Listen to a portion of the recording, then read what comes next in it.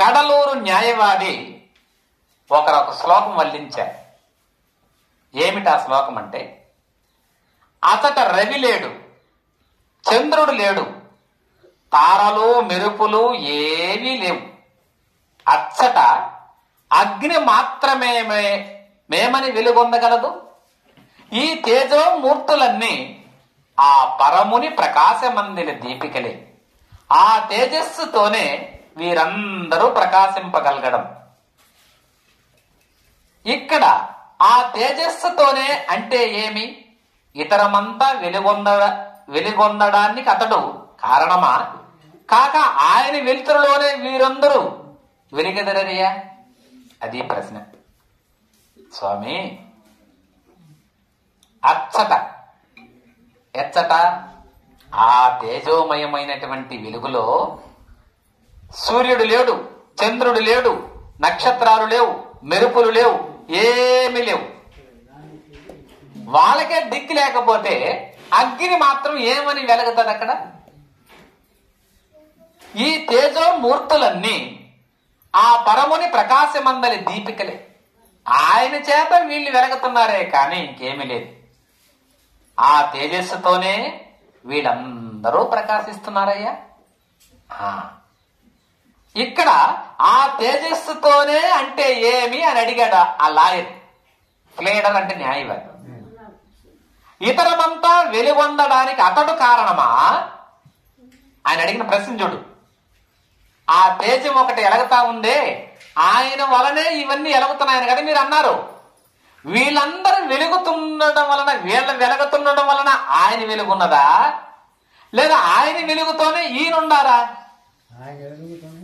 ఆయన వెలుతురులోనే వీరు వెలిగెదరా, లేదా ఇతరమంతా వెలుగొందడానికి అతడు కారణమా? ప్రశ్న చూడండి ఎలా ఉందో. వీళ్ళందరూ ప్రకాశించేదానికి అతడు కారణమా, లేదా ఆయన వెలుతురులోనే వీళ్ళు వెలుగుతున్నారా? ప్రశ్న అర్థమైందా? ఏమర్థమైంది? 12 గంట అవుతుంటే అంటారు. 1 గంట అప్పుడు ఏంది అర్థమయ్యేది కదా? నేను ఇప్పుడు అర్థం అవ్వాల్సిన సాంబారు, రసం, మజ్జిగ, వెలుతురులు కాదు నాయన. సరే, ప్రశ్న వాళ్ళు అడిగింది, ఆయన వెలుతురులోనే వీళ్ళు వెలిగెదరా, లేదా ఇతరమంతా వెలుగొందడానికి అతడు కారణమా? వీళ్ళు వెలుగుతున్నారు కదా, దీనికి అతడే కారణమా, లేదా ఆయన వెలుతురులోనే వీళ్ళు వెలుగుతున్నారా? ఆయన వెలుతురులోనే. మరి ఇంకొక ప్రశ్న ఏంటి?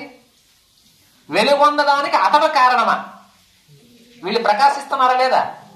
సూర్యుడు ప్రకాశిస్తున్నాడా లేదా? ఈయన వెలుగుతూ ఉండడానికి ఆ తేజస్సే కారణమా? అది తప్ప? అది కూడా కరెక్టే కదా.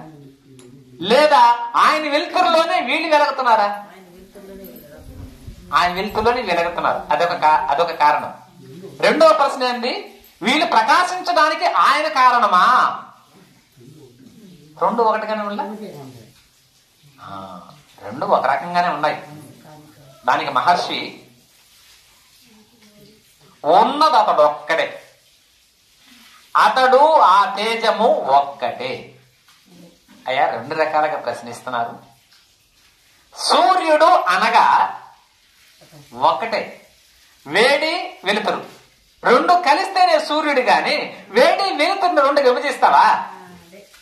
వేడి ఉంటుంది, వెలుతురు ఉంటుంది.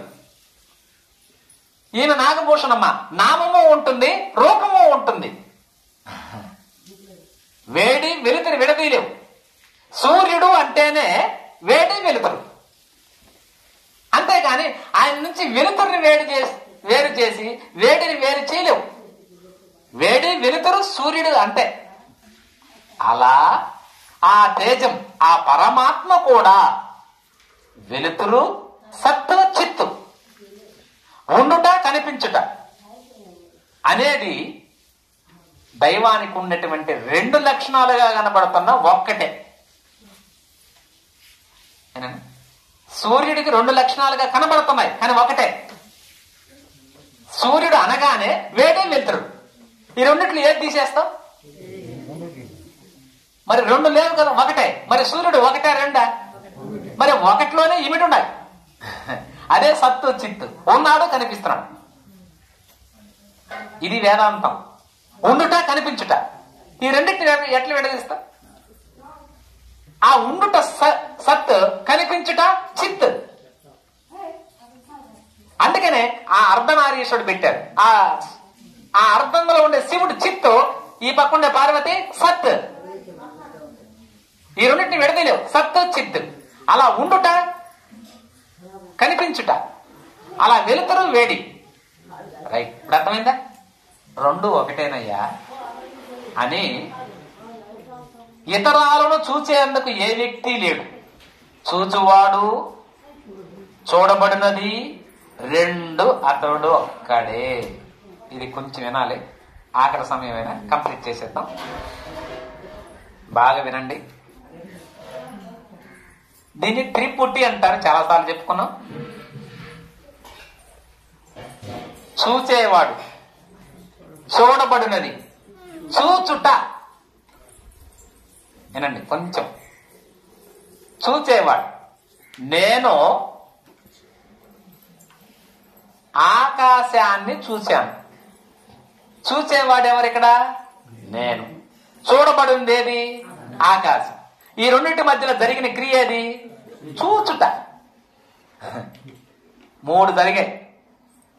చూచేవాడు, చూడబడినది, చూచుట. ఈ మూడుని త్రిపుటి అంటారు. రైట్, ఇప్పుడు ఇంతవరకు అర్థమైందా? ఏనన్నా? ఇప్పుడు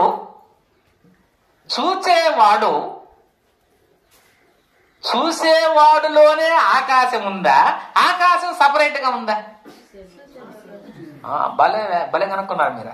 అర్థమైపోయింది. ఇంకింకా వేదాంతం వచ్చేసింది. నేను ఇంకొక సింపుల్ ప్రశ్న మీకు వేస్తే అర్థమైపోయింది. నేను అరటి పండును చూశా. అరటి పండును తింటే ఆనందం తీయగా ఉంటుంది.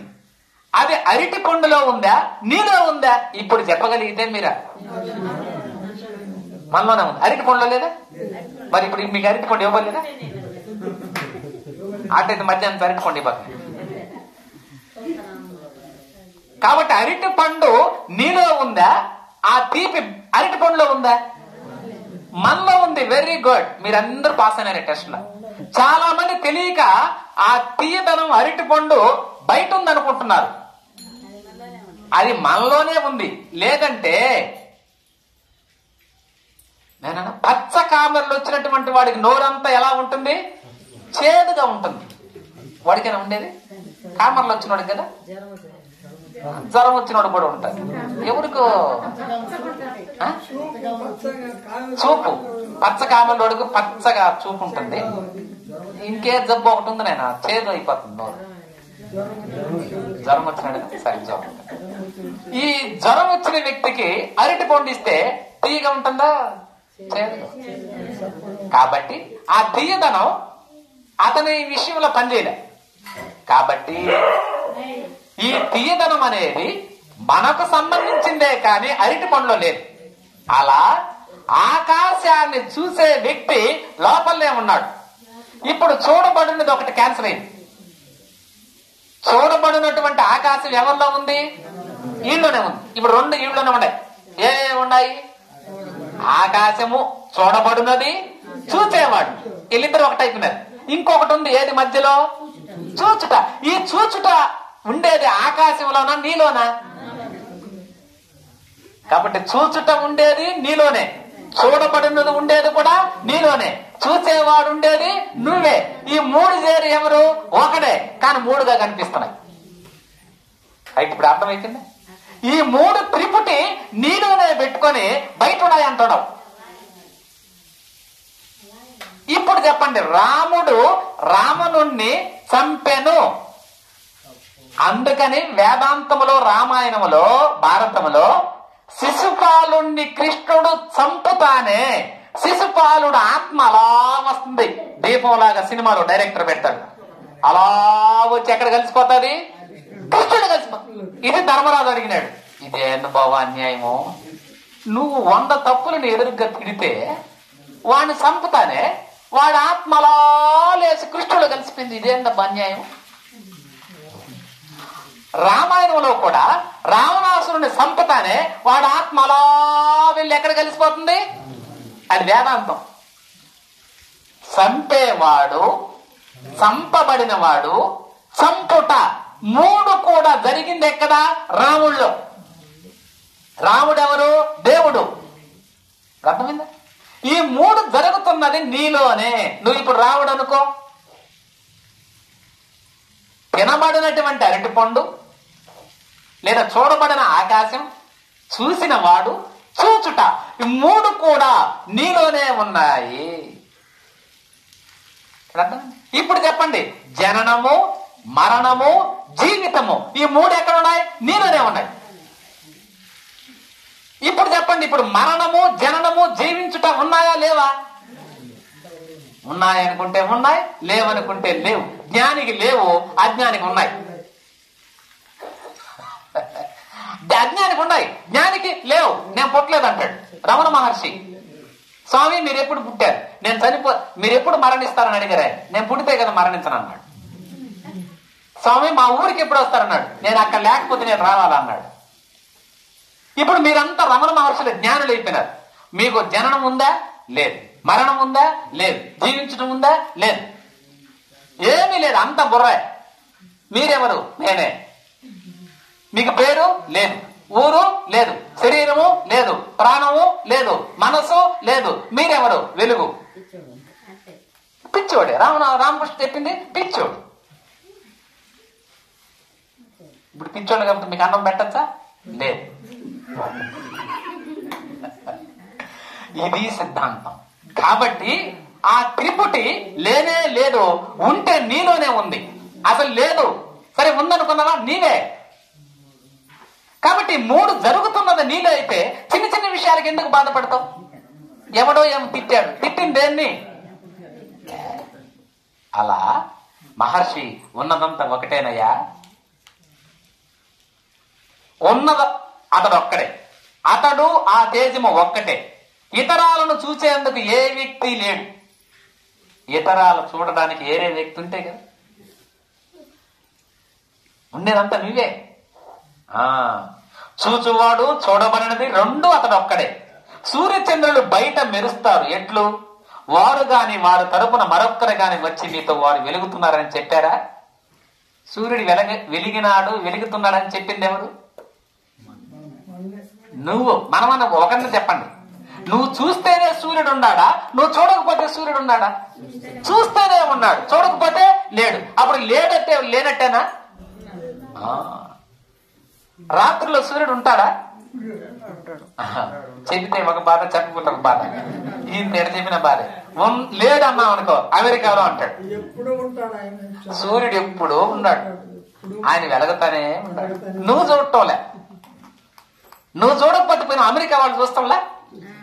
మరి సూర్యుడిని అమెరికా వాళ్ళు చూస్తున్నారు, మనం చూడటంలే. మనం ఏమంటున్నాము? చూడలేదు కాబట్టి లేడు అంటున్నావు, చూడలేదు కాబట్టి రాత్రి అంటున్నావు. కానీ సూర్యుడికి రాత్రి పగలు లేనే లేదు. కాబట్టి సూర్యుడికి రాత్రి పగలు లేనట్లుగా ఆత్మకు రాత్రి పగలే లేదు. అసలు నువ్వు మేలుకొనే ఉండవు. నువ్వు నిద్రపోతున్నావా? నిద్రపోవడం లేదు. నువ్వు ఇప్పుడు మేలుకొని జాగ్రత్త అవస్థలు అన్ని చూస్తున్నావు. పడుకొని కలలుగా చూస్తున్నది నీ మనసు. పడుకొని కలలన్నీ చూసావు కదా, ఎవరు? నీ మనసే. కాబట్టి నీ వెలుతురు ఎప్పుడూ ఉన్నది. ఆ ఎప్పుడూ ఉన్న వెలుతురే నీవు. అదే ఆత్మ, అదే బ్రహ్మం, అదే దేవుడు. దేవుడు దేవుడని ఎక్కడ పోతాం? ఎక్కడికో పోతున్నాడు వెలుగువాడు. అవసరం లేదు. నీలోనే వెలుగుతున్నదే దేవుడు. ఆ ఎరుకే. రైట్? అర్థమైందేనా? ఇక్కడ అర్థం కాకపోవడానికి ఏముంది? ఇక్కడ వారు వెలుగుతున్నారని చెప్పేది నేనే. అవన్నీ కూడా నీ వలనే వెలుగుతున్నాయి. అవన్నీ వెలుగుతున్నాయని చెప్పడానికి చైతన్యం కావాలి. నాయన బాగా అర్థమైందా? నీలో వెలుగుతున్న చైతన్యమే. చైతన్యం ఉంటేనే మనసు ఉంటది, మనసు ఉంటేనే ప్రాణం ఉంటది, ప్రాణం ఉంటేనే ఇంద్రియాలు పనిచేస్తాయి, ఇంద్రియాలు పనిచేస్తేనే శరీరం పనిచేస్తుంది. ఈ ఒకదానికి లింక్. వీటన్నిటికీ ఆధారం ఏది? చైతన్యం. ఆ చైతన్యం ఏది? వెలుగు. ఆ వెలుగు నీలో ఉన్నంత వరకు నువ్వు దేవుడివే. అర్థమైంది కదా? ఆ చైతన్యమే నువ్వు. ఇవన్నీ నువ్వు కాదు. ఎందుకంటే మారిపోతున్నాయి, ఇవన్నీ మారిపోతున్నాయి. అది మారడంలే. ఆ చైతన్యమే నీవు. అందుకని ఇది బ్రహ్మ విద్య. అందుచే ఆ చైతన్యమే నీ ఆత్మ, అంటే నువ్వే.